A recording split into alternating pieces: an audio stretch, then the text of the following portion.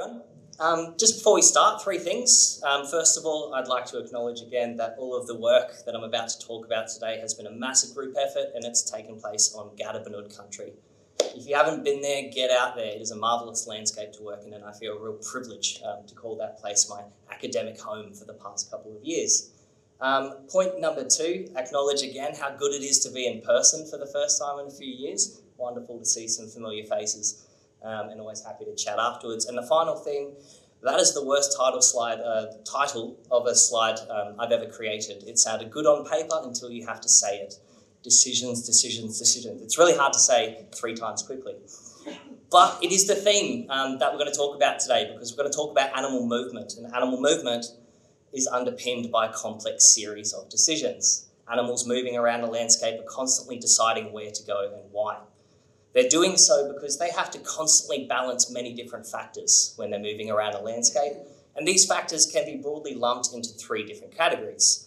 Resources, kind of obvious, food, shelter, breeding opportunities, and risk is another semi-obvious one. They want to minimise their chances of coming across a risky situation. Risk is not just restricted to prey. Predators also have to be concerned about risk as well, things like road crossing and hunting pressure. And finally, there's factors that are beyond the animal's control, the conditions of the environment they live in. Temperature, elevation, rainfall, these are all also important factors in deciding where animals go and why. And to demonstrate this, we're going to do a very simple hypothetical example of animal movement. This animal is me, and we're going to see what happens when I go tracking a resource, in this case, halloumi. That's my house up there in Skeens Creek in the yellow dot, and I know that the local food works serves halloumi, so I want to get from A to B.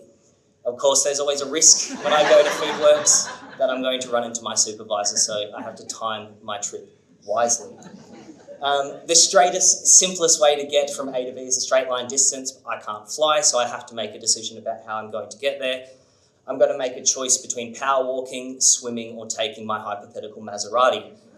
I'm going to take the road, even though it's not the least risky option, because it is the most efficient one for me. I'm going to make that trade-off. Finally, once I've got my halloumi, my resources, the things that I'm tracking have changed. I don't want any more halloumi once I've got it. Instead, I want to return home to shelter and family. The realization of all of these different decisions that I've made, however, looks a little bit like this. And upon seeing this, you might think, well, animal movement is easy. Try doing it backwards now. As ecologists, when we track animals, we collect data and we get a lot of information about where they were, and we have to understand why they were where they were. So, how do we do it? Well, to broadly, grossly oversimplify things, we compare where they were with where they could have been. And we try and relate this back to the resources, the risks, and the conditions of these locations. Why is it important to understand where animals go, where they go? Well, we want to make better decisions about how to manage them into the future. Threatening processes like habitat loss, inappropriate fire regimes, invasive predators, they're all interacting to create a pretty perilous situation for Australian native fauna. We want these species around to be for our kids and our kids' kids. And so we need to make better decisions about how to manage them. Understanding their movement and their decision-making processes helps us do that. So that's what we've been doing in the Carlisle. We've been tracking predators and prey, cats, foxes, long-nosed potoroos, and we've been doing that before, during, and after fire events. We want to know why they go where they go and how these decisions change after fire is put into the landscape. And before we continue, I'd just like to acknowledge this is all a work in progress. I reserve the right to acknowledge that some of these results may change as we collect more data and we understand things a little bit better. I highly encourage skepticism, okay? So, ask questions about this data. Don't take everything, on merit alone. We want to think critically about the assumptions we make when we use these techniques. And I'd also just like to ask that we don't take any pictures of some of these preliminary results. It's still early days. I'm going to tell you about 3 different things that we've learned over the past couple of years, though. The first is that linear features appear to be a really key condition for species living in the Carlisle Heath. What do I mean by linear features? Well, tracks and dozer lines are an obvious one. Areas where it's simple to move through the environment, it's simple to get from A to B, there's not a lot in your way. But also in the Carlisle, the wetter areas appear to be pretty important linear features. They're actually often reasonably open on the ground and pretty easy to move through, particularly for a species like a cat, a fox, or a potteroo. To demonstrate why linear features are important, we're going to zero in a little bit on cats. In this example, we're going to have a bit of a look about at cats' habitat suitability before the fire. We're going to understand why they go where they go. We're going to do this using a resource selection function. We're only going to do it on a small little subset of our animals as a bit of a preliminary exercise.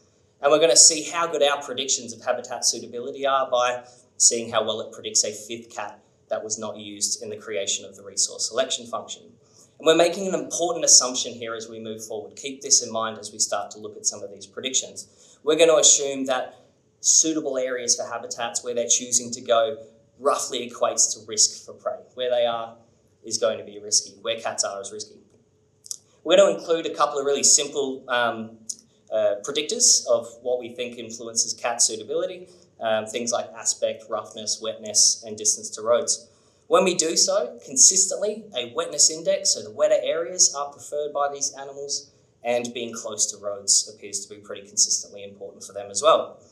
All well and good to say that out loud, but one of the great things about resource selection functions is they allow us to have a look at the Carlisle landscape through the lens of cat habitat suitability. And it looks a little bit like this. The areas of high suitability are highlighted there in yellow, and the areas of low suitability are highlighted there in black, and everything in between. And you can see just a bit of an arterial network through the landscape of where these animals are choosing to go and what they deem as suitable habitat for them. How do we go at predicting? Okay, reasonably well on the face of it. Again, there's more formal ways that we can validate our models, but on the face of it, it looks like it's doing a reasonably good job at predicting where a fifth cat is moving through the landscape that wasn't used in a resource selection function. How do potteroos feel about linear features, however? We focused on the predators, what about the prey? Potteroos, it appears over the past couple of years that they often decide to avoid roads or gullies. So plenty of situations we've seen where where potteroo home ranges come up against a road. That road tends to form a bit of a hard barrier for their home ranges. We're yet to see an example of an animal straddling its home range across a road in over 50 animals in 3 years. And you can see here with an example of Mad Eye Moody, one of our potteroos from 2021. He's got a home range that straddles a gully, and in terms of his habitat suitability for the area, he likes either side of it, and he doesn't really like to spend a lot of time in the gully itself. Potentially that's related to risk, as we saw. Cats seem to like wetter areas, but it's a little bit hard to attribute cause and effect here. So again, retain a little bit of skepticism. The resources potteroos might need to survive simply might not be found in those gullies. So it's a little bit hard to say they're avoiding cats specifically. The second thing I'll talk about is where fire is put into the landscape can dramatically change both the resources and the risks of this environment into the future. To do so, we're not going to look at Gaston for now. If you've been to past presentations, you'll know he's one of my favourite examples. Instead, we're going to look at Jafar. Jafar is a cat that was caught over off Egan's Track, an area highlighted from Barb Wilson's talk earlier as an important refuge for animals in the Carlisle Heath. And according to our cat habitat suitability model, habitat suitability in this landscape should look a little something like this: roads, wetter areas, arterial networks. How does it do? It's kind of rubbish. Okay, Jafar is an interesting one. It doesn't really seem like he's playing the game and he's following the rules of our suitability model. However, there's an important distinction here. Jafar, shortly after we caught him, was exposed to a recent planned burn in this landscape. And you can see that planned burned area there highlighted in orange. When we revisit our habitat suitability model and we include an additional predictor, in this case being close to burn areas, his habitat suitability instead looks a little bit like this. And I'd just like to point out now, again, we're assuming suitability and risk are related. That risk is far more homogeneously spread through that environment rather than what we saw from our pre-fire habitat suitability. Any animals that manage to survive that fire living in the orange areas are potentially facing a much riskier situation after the fire. What about potteroos? Well, unfortunately, it appears as if they often decide to stay where they are, even when a large part of their home range has burned. This unfortunately leads to some pretty dire outcomes for their chances of surviving that immediate post-fire period. What we're looking at here is a very simple logistic regression of an animal's chance of surviving as a function of how much of their pre-fire home range burns. The more of their home range that burns, it appears the less likely they are to survive that crucial 4-week period after the fire. In fact, we haven't had a single animal survive having more than 40% of its range burned. Finally, the last thing I'll talk about is the fact that it appears where the fire stops and what's on the other side can play a pivotal role in predator-prey dynamics in the Carlisle system. To do so, we will revisit Gaston because he's an important example here. This is a fire that was put in into the landscape last year, and you can see at this scale it looks reasonably patchy. We have some pretty good retention of unburnt refuge within that broader fire landscape. And that unburnt area correlates pretty well with wetter areas. So the fuel moisture differentials of that environment appear to have pulled up the fire, and the stuff that has remained unburnt appears to be wetter country. But as we saw from Jack and in this slide here, Gaston loved that stuff. He didn't just move north to exploit the burnt areas, he was focusing his activities and his hunting in the unburnt areas of that burnt scar, potentially because it was already suitable for him in the first place. An important point here, just because it's unburnt doesn't mean it's safe. That unburnt refuge looks a little bit like this on the ground.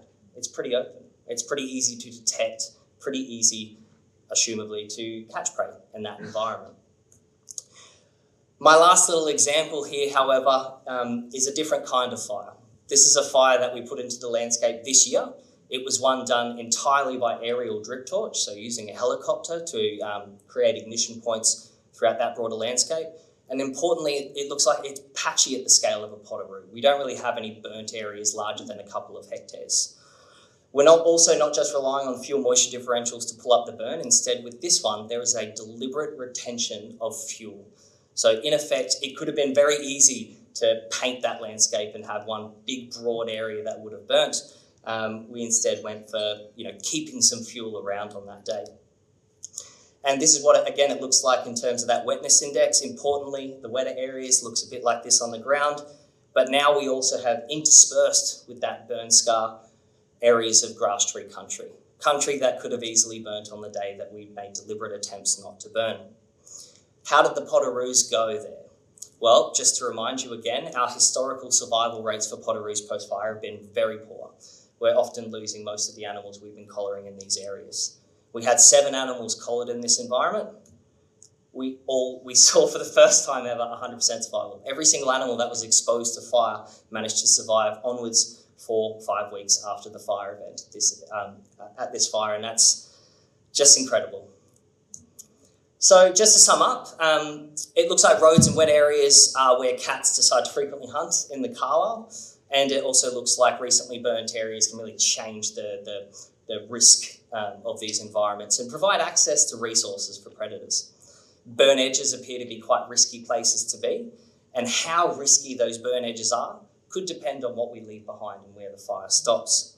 And just finally, we have control over this. What we leave behind is a decision that we as land managers, fire practitioners, ecologists have control over. We're not powerless here. And that makes me feel pretty good. That's empowering. It means we can do something about it and hopefully achieve wildfire risk reduction and maintenance of biodiversity values in the Carlisle as we move forward. And that's me.